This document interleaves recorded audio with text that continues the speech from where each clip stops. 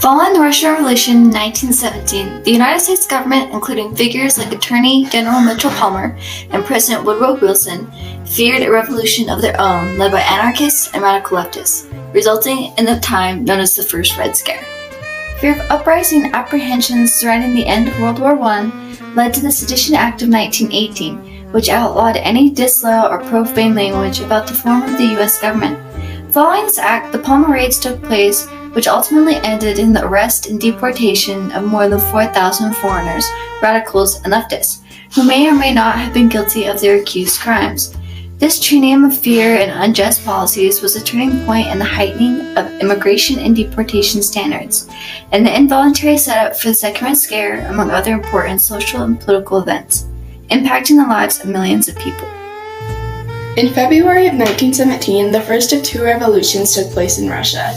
This forced the abdication of Tsar Nicholas II and left the country to a provisional government under Alexander Kerensky, a moderate socialist revolutionary. This unstable form of government lasted for 3 months, during which dire economic conditions caused soldiers, sailors, and workers to riot in the July days. The second and final revolution, aptly titled the Bolshevik Revolution, occurred in October 1917. The Bolsheviks were a group of leftist nationalists under Vladimir Lenin that overthrew the provisional government. Destroying the traditional Tsarist rule, the Soviet Socialist Republic was formed under Lenin. Alongside the revolution, World War I caused thousands of immigrants from European countries to immigrate to America. These two events inspired international fear of revolt in several governments, prominently including the United States of America. At the tail end of World War I in 1918, due to the mass number of minority groups, women workers, and job shortages, labor unions grew in size, strength, and frequency, demanding safer and fairer working wages and conditions. One of the largest strikes to take place in the United States was the Seattle General Strike.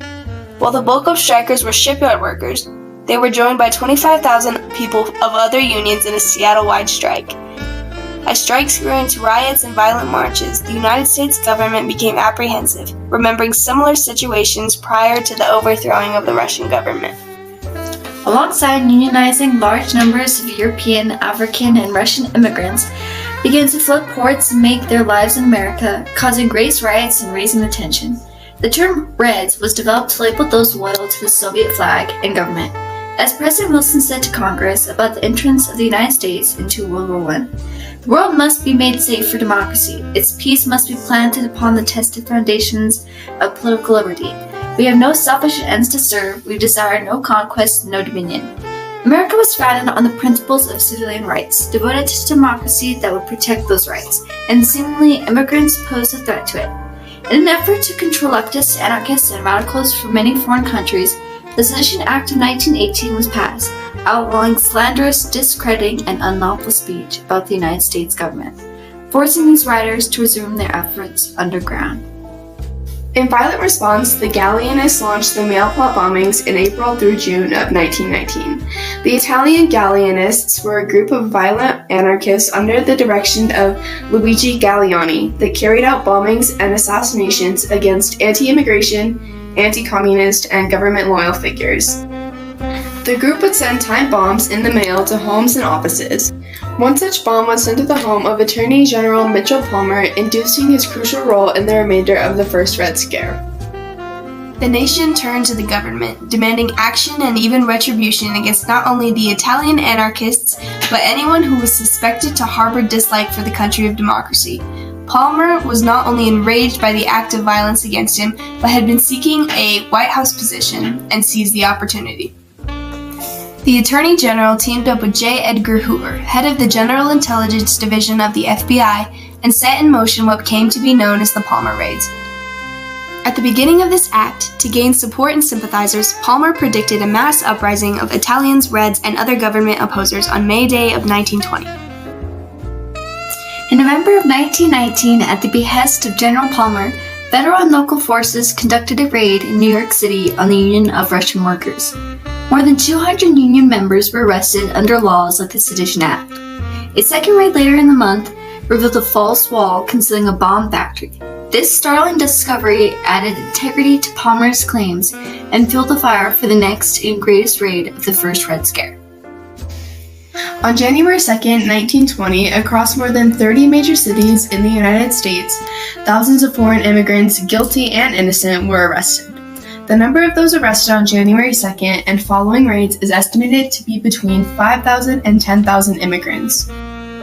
Palmer publicly announced the raids' success while downplaying the violence, mistreatment, and illegality of his efforts. Nearing May of 1920, arrest and deportations greatly exceeded the warrants approved by the government, though the actions were not retracted.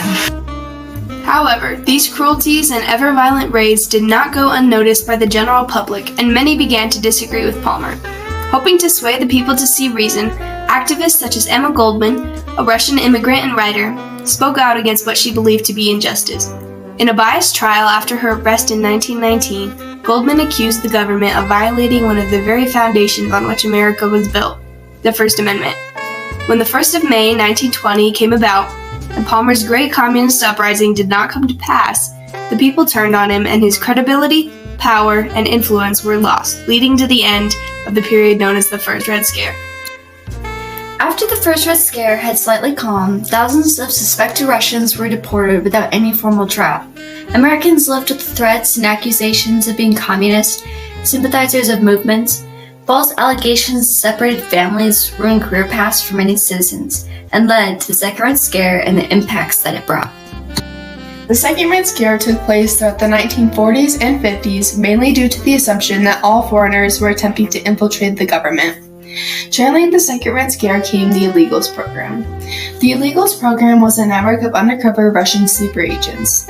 They caused much mistrust between fellow neighbors and also the government for many years to come. During the Second Red Scare, McCarthyism also came into play. McCarthyism was a way of expanding Senator Joseph McCarthy's political agenda. McCarthy used the public's rational fear of spies and blew it out of proportion. He was able to convince friends and colleagues to turn on each other by accusing them of being communist. The spread of McCarthyism continued a mindset of government and pure mistrust in America. After the First and Second Red Scares, immigration restrictions tightened, paling in comparison to beforehand. Deportation rates also increased greatly, which sparked an overall fear of and through immigrants throughout America.